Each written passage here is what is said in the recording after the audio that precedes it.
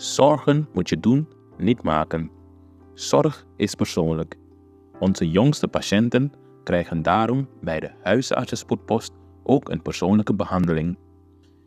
Onze artsen zijn zeer bekwaam in het opvangen en behandelen van uw kind. Huisartsenspoedpost Suriname.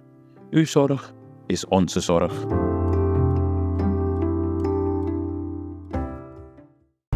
Ja, en ik sta hier met een voormalig politieagent, oud-politieagent. Oud-politieman, oud-voorzitter van het netwerk agenten met een Caribisch achtergrond bij de politie-eenheid Den Haag en politiedocent. En mag ik vragen naar uw visie op wat er is gebeurd afgelopen weekend tijdens het neerschieten van de 15-jarige jongen in Capelle aan de IJssel? Nou ja, mijn visie is meer, de informatie die ik kan geven is meer wat ik vanuit de media heb vernomen. En dat is dat die jongen wegvluchtte en dat hij niet wilde luisteren of niet luisteren. En dat de agent daardoor geen keuze had dan te moeten schieten. Nou, zelf vind ik er zelf wat van. En wat ik daarmee bedoel is, als agent zijnde heb je natuurlijk de plicht om soms op te treden, maar soms ook om na te denken van wat je aan het doen bent. In dit geval heb je een dodelijk wapen bij. Het moment dat je hem gebruikt weet je van, ook al zou het niet jouw bedoeling zijn om iemand te doden, maar dat het moment dat je hem gebruikt, dat het risico heel hoog is dat je iemand doodt. Dus daarom moet je altijd voorzichtigheid betrachten. Dit specifiek geval geeft in feite aan de mindset van politiemensen. Ik wil dit uitleggen met een voorbeeld. De dag ervoor, zaterdag, was er in Den Haag incidenten gaande. Waarbij witte oude Nederlandse mannen de politie meermaals bedreigden. Aanviel met wapens, met ijzeren staven, wat dan ook. Geen van die agenten heeft eraan gedacht toen om zijn wapen te trekken. En waarom deden ze dat niet? Het heeft te maken met hun mindset. Ze zien mensen voor hun. Dus ze schatten in, het moment dat ik zou schieten, schiet ik mensen dood. En dat willen ze dus niet. Zondag rent een zwarte jongen weg. Wat de voorgeschiedenis ook is. Stel dat hij niet had geluisterd, want in feite moet je luisteren naar de politie, maar het is jongensgedrag, dus hij vlucht weg. Dus op dat moment was het geen directe gevaar voor die agent. En toch maakt hij de keuze om zijn wapen te gebruiken. Dan moet je proberen na te denken waarom hij dat doet. Hij deed dit omdat zijn mindset is, deze kan ik wel schieten. Want een simpel voorbeeld, dat van zaterdag. De keuze is, nee, ik ga mijn wapen niet trekken, anders ga ik mensen hier doden. Dat van zondag bij deze jonge man doen ze dat wel. Dus puur mindset, op wie schiet ik en wie niet. Maar als je schiet, dan moet je op zijn minst een waarschuwingsschot lossen, lijkt mij. Het moment dat de agent een wapen in zijn hand neemt, betekent dat hij gericht mag schieten. Maar inderdaad, de waarschuwingsschot kan ook gelost worden want daarmee kan je je doel nog steeds bereiken. Maar waarom heeft hij dat niet gedaan? Ja, dat is natuurlijk de vraag. Maar het geeft wel aan hoe men optreedt. Ja. Want dat is het eerste wat je zou denken. Hij vlucht weg, dus hij schiet niet op mij, dus ik ben in feite niet in levensgevaar. En ik wil hem aanhouden, want de agent heeft natuurlijk ook de plicht om iemand aan te houden. In dit geval gaat die man vandoor, probeer desnoods met de waarschuwingsschot. Want daarmee kan je nog steeds je doel bereiken, of schiet naar de benen. Maar het schieten is op zich al een probleem, een problematisch iets. Want het moment dat je op de benen richt, betekent niet dat je de benen per se zal raken. Nee. En daarom moet dan de keuze gemaakt worden in een split second, dat schiet ik liever niet. Lijkt mij ook. Maar hij heeft 3 schoten gelost? En nogmaals, vanuit de media, wat ik heb begrepen, omdat ik zelf ook op film gezien heb, ik hoor dan 3 schoten op een filmopname. Dus hij heeft de behoefte gevonden, de agent heeft de behoefte gevoeld om niet 1, maar 3 keren te schieten. Dit lijkt me echt problematisch. Op iemand die wegrent? Op een jongen die een vluchtende jongen. Ja. Het is niet dat hij de McDonald's inrende. Dan zou ik de mindset van de agent kunnen begrijpen. Hij denkt, ja, maar je bent met een wapen. Op het moment dat je de McDonald's inrent, kan het zijn dat je je wapen gebruikt tegen mensen daarin. Of je kan mensen gijzelen. En dan moet je dat proberen te voorkomen ook als agent. Alleen in dit geval ziet die agent dat die jongen 1 doel maar heeft. Vluchten. Het is jongensgedrag. Toen wij jong waren, deden wij dit ook. Wegrennen van de politie. En heel veel jongens rennen weg van de politie. Er wordt niet op hun geschoten. Nee. Omdat de agent denkt, ja, Maar zo'n zwaar middel wil ik niet inzetten. Nee. Dus de vraag is, waarom wordt dat hier ingezet? Of waarom is dat hier ingezet? Er was sprake van een wapen. Is dat wapen gevonden? Is daar iets over bekend? Wat ik tot nu toe heb begrepen is dat het wapen gevonden is. En of het nou echt is of niet. Kijk, wat dat betreft kan je de agent niet kwalijk nemen. Op het moment dat er sprake is van een wapen, weet die agent niet of het echt is of nep. Dus het maakt niet meer uit. Nee. Die agent ziet een wapen en je kan natuurlijk niet gaan denken, ik wil eens kijken of die gaat schieten. Nee, je ziet een pistool, dus je moet ervan uitgaan dat het echt een wapen is. Maar feit blijft, die agent had de plicht wel om na te denken over zijn acties. Heeft hij niet gedaan. En dat is eigenlijk de vraag. Maar heel simpel, waarom in Den Haag wordt er niet geschoten en op deze jonge weg die precies het tegenovergestelde deed wat ze in Den Haag deden. In Den Haag vielen ze agenten aan. Agenten waren in levensgevaar. En toch is er niet geschoten. Deze agent was niet in levensgevaar, althans op het moment dat er werd geschoten. Dus waarom nu wel schieten? En niet 1 keer, maar 3 keren. En hoe denkt u dat deze zaak zich verder zal gaan ontwikkelen? Ik heb gisteren een brief gestuurd naar jo.nl, het is gepubliceerd. En daarin geef ik dus aan wat de geschiedenis van strafzaken waarbij agenten betrokken zijn geweest. En als zwarte gemeenschap kan ik dit zeggen, als zwarte vader, wil ik dit tegen onze mensen zeggen. Ik heb niet veel hoop. Agenten belanden nauwelijks of nooit in de gevangenis wanneer ze betrokken zijn geweest bij incidenten waarbij burgers komen te overlijden. Of wanneer er wordt geschoten op burgers. Dus ik heb niet veel hoop. Ze zouden mij positief kunnen verrassen, maar ik heb geen hoop. En met name als je kijkt naar wat er gisteren is gebeurd. Een advocaat riep kennelijk in een uitzending dat er in de rug van die verdachte was geschoten. Het Openbaar Ministerie voelde zich genoodzaakt om naar buiten te treden en te zeggen van hé, maar die jongen is niet in zijn rug geschoten. Punt. Oké, dat kan. Waar is hij dan wel geraakt? In zijn billen, in zijn achterhoofd, waar? Openbaar Ministerie geeft die informatie niet. Maar ze geven wel aan waar hij niet geraakt is.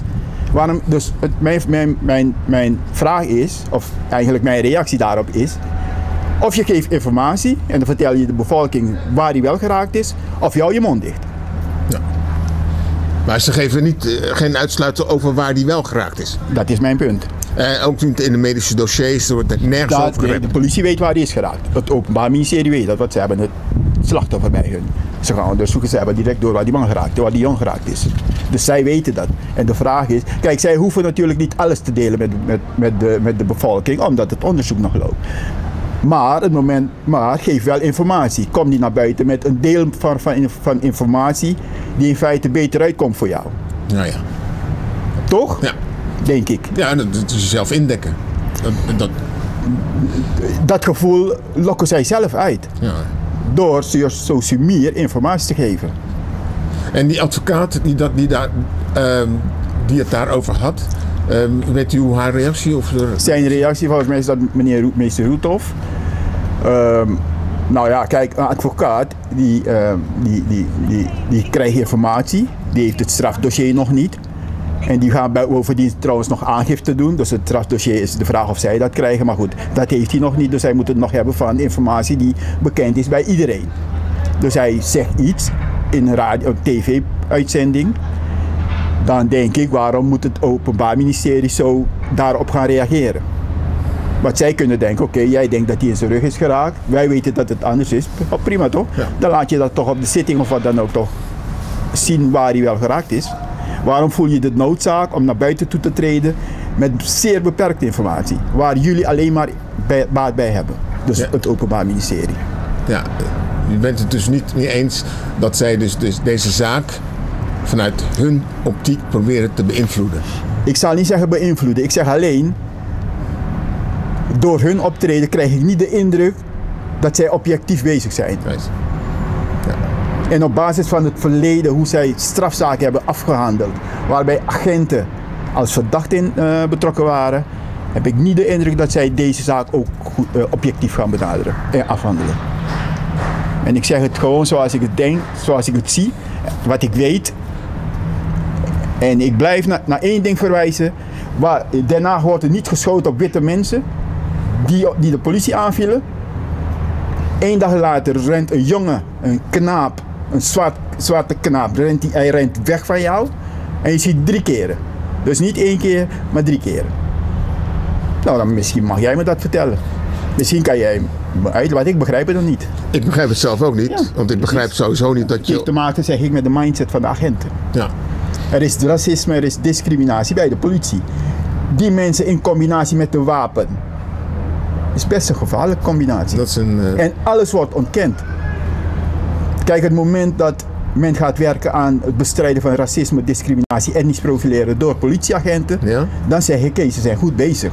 Ja. De vraag is, waarom doen ze dat niet? Want ze erkennen wel dat het gebeurt, omdat ze geen keuze hadden. Er zijn meerdere zwarte agenten bijvoorbeeld naar buiten getreden met verhalen van wat er intern gebeurt. Ik heb onder andere ook meegeschreven aan het boek 2007, die over racisme intern bij de politie. De vraag is, wat hebben ze daar gedaan? Nou, ik kan antwoord geven. Niets. Ze hebben niets met die Ja, informatie gedaan. ze sturen mensen naar cursussen. Je moet een cursus gaan volgen hoe om te gaan met. Maar het zit in de hoofden van de mensen. Wie stemt op PVV? Ja. Wie stemt op VVD? Ja. Wat zijn de argumenten van PVV? Alle buitenlanders het liefst zo snel mogelijk eruit. Jij als politieman, vrouw, staat achter dat soort beweringen. Dus hoe is jouw mindset dan? En dan ga jij me vertellen dat je objectief zal gaan optreden tegen diezelfde mensen? Dat is niet mogelijk. Ik stel die vraag nu hoor. Ja. Dat is niet mogelijk, nee. Best lastig. Ja, lastig. Ja. Ik Dus- weet dat je misschien een beetje verrast door mijn gesprek als agent.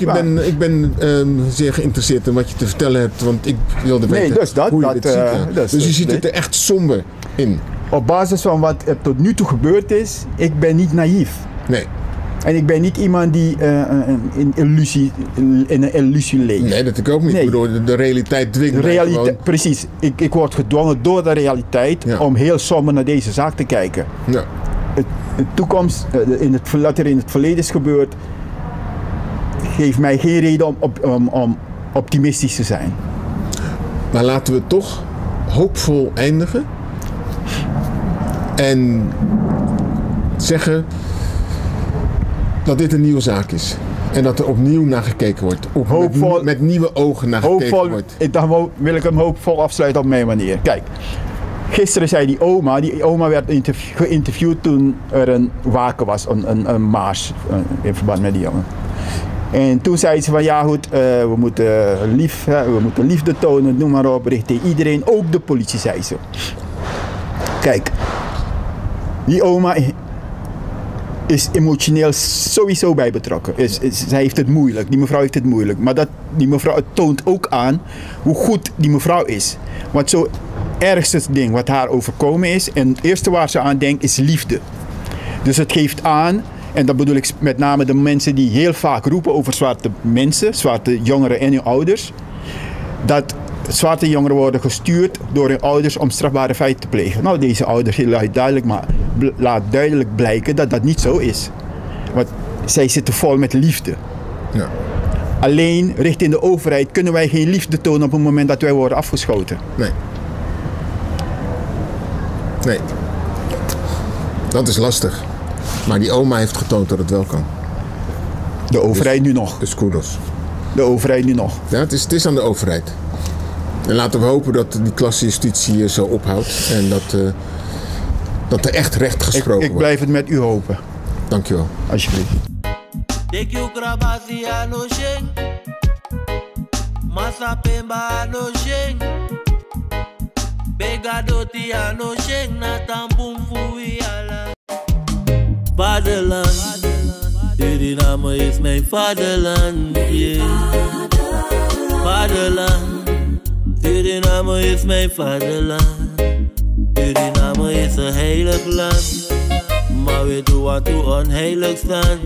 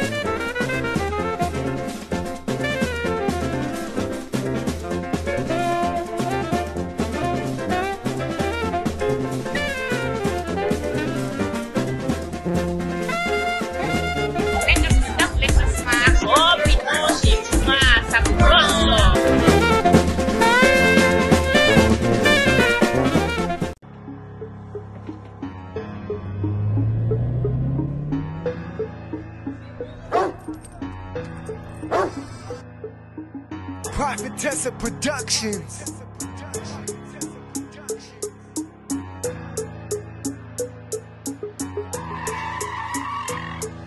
I don't know you, what the fuck you won't say to me. I'm telling you, don't play with me. You'll get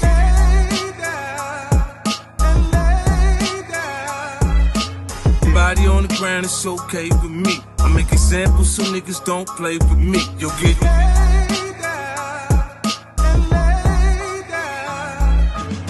I make the bed rock like I'm on a yacht. Shit, citation, 10 quick, lick my cockpit. Times money, check my tourbillon movement. I'm rich, bitch. I say move, you get the move.